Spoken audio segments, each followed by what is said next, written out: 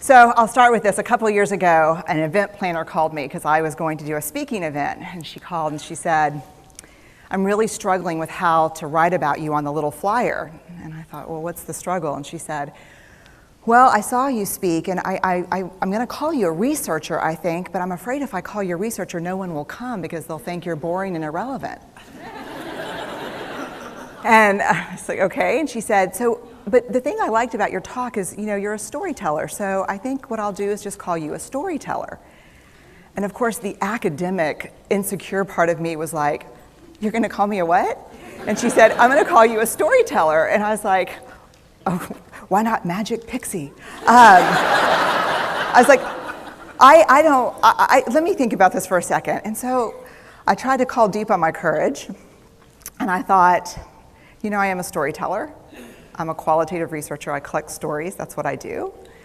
And maybe stories are just data with a soul, and maybe I'm just a storyteller. So I said, you know what? Why don't you just say I'm a researcher storyteller? And she went, there's no such thing. So I'm a researcher storyteller.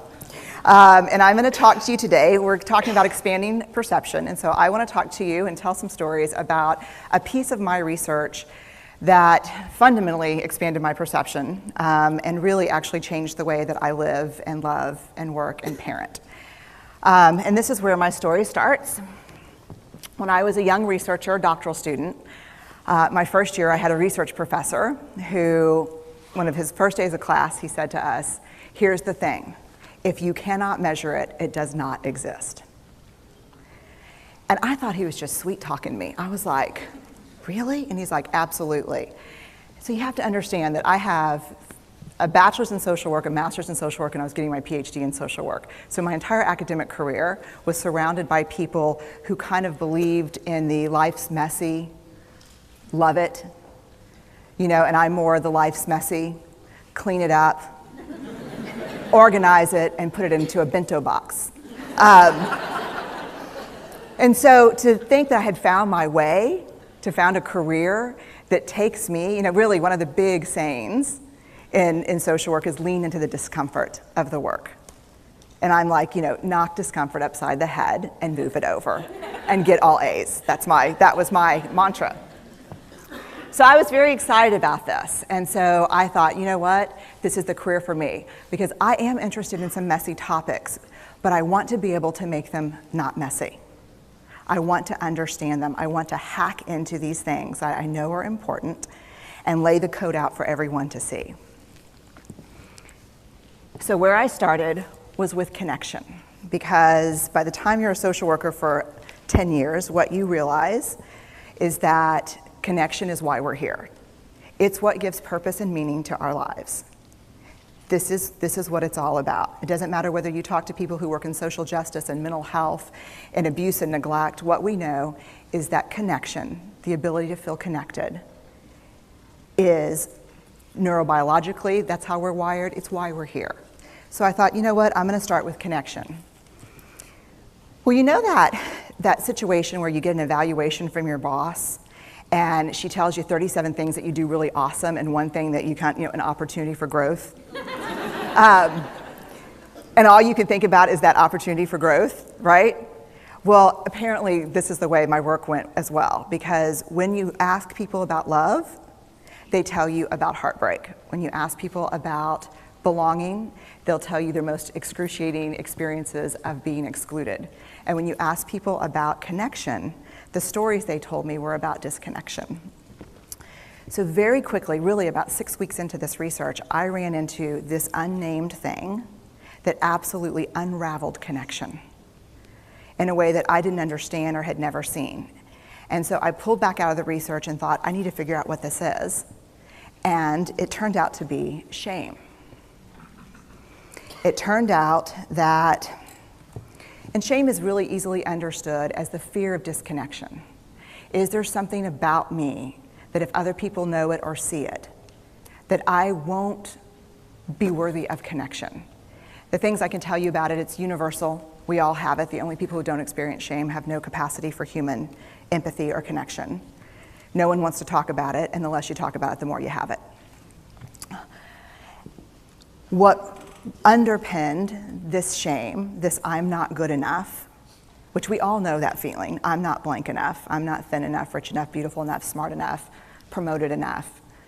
The thing that underpinned this was kind of this excruciating vulnerability, this idea of, in order for connection to happen, we have to allow ourselves to be seen, really seen.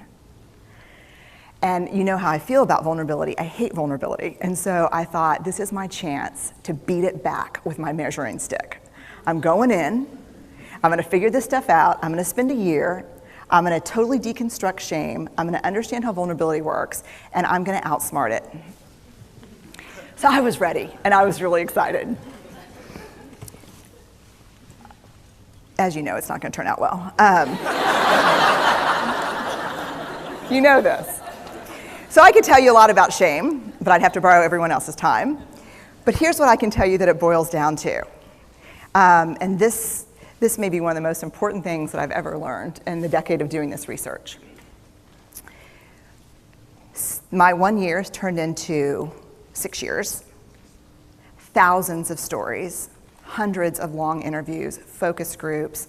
At one point, people were sending me journal pages and sending me their stories, thousands of pieces of data. And 6 years, and I kind of got a handle on it. I kind of understood this is what shame is, this is how it works. I wrote a book, I published a theory, but something was not okay. And what it was is that if I roughly took the people I interviewed and divided them into people who really have a sense of worthiness, that's what this comes down to, a sense of worthiness. They have a strong sense of love and belonging. And folks who struggle for it, and folks who are always wondering if they're good enough. There was only one variable that separated the people who have a strong sense of love and belonging and really struggle for it, and that was the people who have a strong sense of love and belonging believe they're worthy of love and belonging. That's it. They believe they're worthy. And to me, the hard part of the one thing that keeps us out of connection is our fear that we're not worthy of connection, was something that personally and professionally I felt like I needed to understand better. So what I did is I took all of the interviews where I saw worthiness, where I saw people living that way, and just looked at those. What do these people have in common? And I have a slight office supply addiction, but that's another talk. So I had a manila notebook, a manila folder, and I had a Sharpie, and I was like, what am I gonna call this research? And the first words that came to my mind were wholehearted. These are kind of wholehearted people living from this deep sense of worthiness. So I wrote at the top of the manila folder, and I started looking at the data. In fact, I did it first in this in a 4-day, very intensive data analysis where I went back, pulled these interviews, pulled the stories, pulled the incidents. What's the theme? What's the pattern? My husband left town with the kids because I always go into this kind of Jackson Pollock crazy thing where I'm just like writing and going and kind of just in my researcher mode. And so here's what I found. What they had in common was a sense of courage.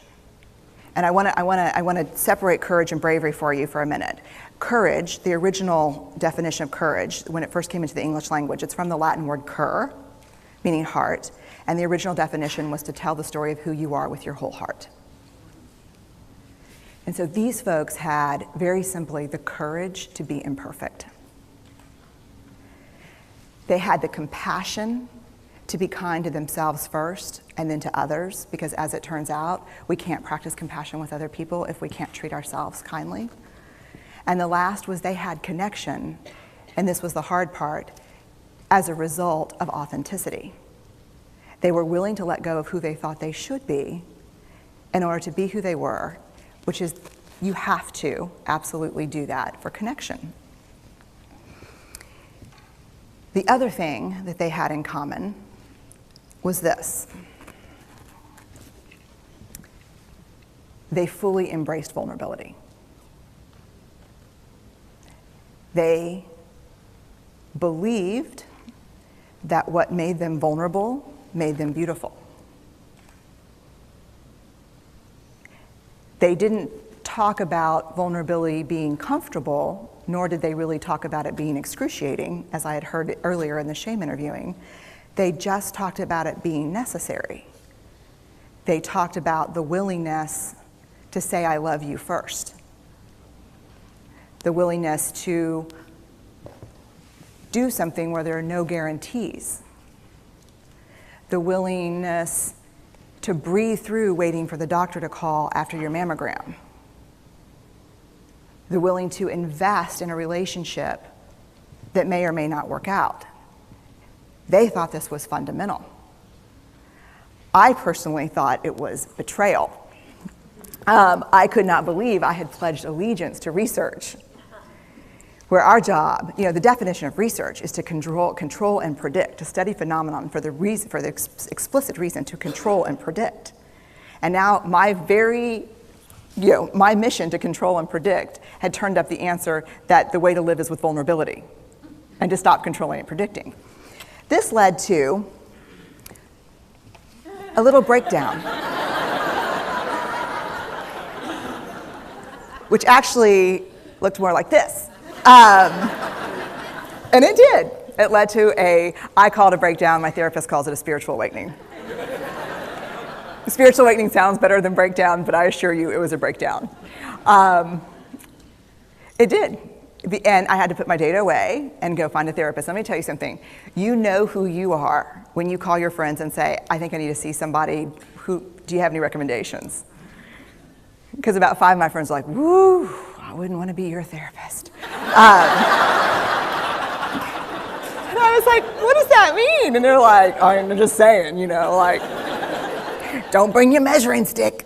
I was like, okay. So I found a therapist. My first meeting with her, Diana, I brought in my list of the way the wholehearted live. And I sat down, and she said, how are you? And I said, I'm great, I'm okay. And she said, what's going on? And I said, and this is a therapist who sees therapists, because we have to go to those because their BS meters are good. And so I said, here's the thing, I'm struggling. And she said, what's the struggle? And I said, well, I have a vulnerability issue.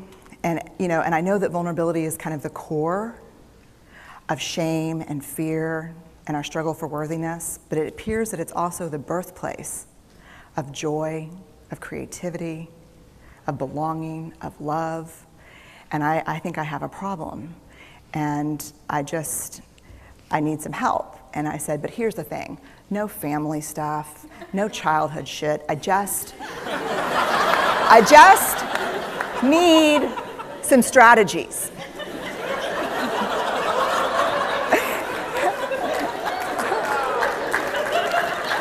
Thank you.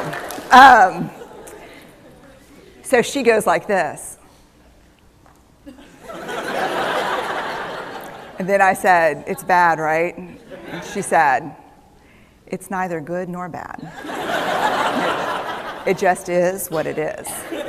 And I said, oh my God, this is gonna suck. And it did, and it didn't. And it took about a year. And you know how there are people that, like, when they realize that vulnerability and tenderness are important, that they kind of surrender and walk into it? A, that's not me. And B, I don't even hang out with people like that. For me, it was a year-long street fight. It was a slugfest. Vulnerability pushed, I pushed back. I lost the fight, but probably won my life back. And so then I went back into the research and spent the next couple of years really trying to understand what the wholehearted, what the choices they were making, and what are we doing with vulnerability? Why do we struggle with it so much? Am I alone in struggling with vulnerability? No. So this is what I learned. We numb vulnerability. When we're waiting for the call, when we're trying to think about if we're going to, it was funny, I guess Wednesday, I sent something out on Twitter and on Facebook that says, how would you define vulnerability? What makes you feel vulnerable? And within an hour and a half, I had 150 responses. because I wanted to know, what's out there. Having to ask my husband for help because I'm sick and we're newly married. Initiating sex with my husband, initiating sex with my wife. Being turned down, asking someone out, waiting for the doctor to call back, getting laid off, laying off people. This is the world we live in. We live in a vulnerable world. And one of the ways we deal with it is we numb vulnerability. And I think there's evidence, and it's not the only reason this evidence exists, but I think that it's a huge cause. We are the most in debt, obese, addicted, and medicated adult cohort in US history. The problem is, why? The problem is, and I learned this from the research, that you cannot selectively numb emotion. You can't say, here's the bad stuff. Here's vulnerability, here's grief, here's shame, here's fear, here's disappointment. I don't want to feel these. I'm going to have a couple of beers and a banana nut muffin. I don't want to feel these. And I know that's knowing laughter. I hack into your lives for a living. I know that's, God. You can't numb those hard feelings without numbing the other affects or emotions. You cannot selectively numb. So when we numb those, we numb joy. We numb gratitude. We numb happiness. And then we are miserable and we are looking for purpose and meaning. And then we feel vulnerable. So then we have a couple of beers and a banana nut muffin. And it becomes this dangerous cycle. One of the things that I think that we need to think about is why and how we numb. And it doesn't just have to be addiction. The other thing we do is we make everything that's uncertain certain. Religion has gone from a belief in faith and mystery to certainty. I'm right, you're wrong, shut up. That's it. Just certain. The more afraid we are, the more vulnerable we are, the more afraid we are. This is what politics looks like today. There's no discourse anymore. There's no conversation. There's just blame. You know how blame is described in the research? A way to discharge pain and discomfort. We perfect. Now let me tell you, if there's anyone who wants their life to look like this, it would be me. But it doesn't work, because what we do is we take fat from our butts and put it in our cheeks. Which just, I hope in 100 years people will look back and go, wow. And we perfect, most dangerously, our children. Let me tell you what we think about. Let me think very quickly about children. They're hardwired for struggle when they get here. When you hold those perfect little babies in your hand, our job is not to say, look at them, look at her, she's perfect. My job is just to keep her perfect, make sure she makes the tennis team by 5th grade and Yale by 7th grade. Our job, that's not our job. Our job is to look and say, you know what? You're imperfect and you're wired for struggle, but you are worthy of love and belonging. That's our job. Show me a generation of kids raised like that and we'll end the problems I think that we see today. We pretend that what we do doesn't have an effect on people. We do that in our personal lives. We do that corporate, whether it's a bailout, an oil spill, a recall. We pretend like what we're doing doesn't have a huge impact on other people. You know, I would say to companies, and this is not our first rodeo, people. We just need you to be authentic and real and say, we're sorry, we'll fix it. But there's another way, and I'll leave you with this. This is what I have found. To let ourselves be seen, deeply seen, vulnerably seen. To love with our whole hearts, even though there's no guarantee. And that's really hard, and I can tell you as a parent, that's excruciatingly difficult.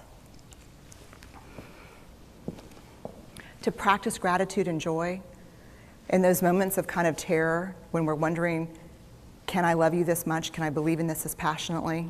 Can I be this fierce about this? Just to be able to stop and instead of catastrophizing what might happen, to say, I'm just so grateful because to feel this vulnerable means I'm alive. And the last, which I think is probably the most important, is to believe that we're enough. Because when we work from a place, I believe, that says, I'm enough, then we stop screaming and start listening. We're kinder and gentler to the people around us, and we're kinder and gentler to ourselves. That's all I have. Thank you.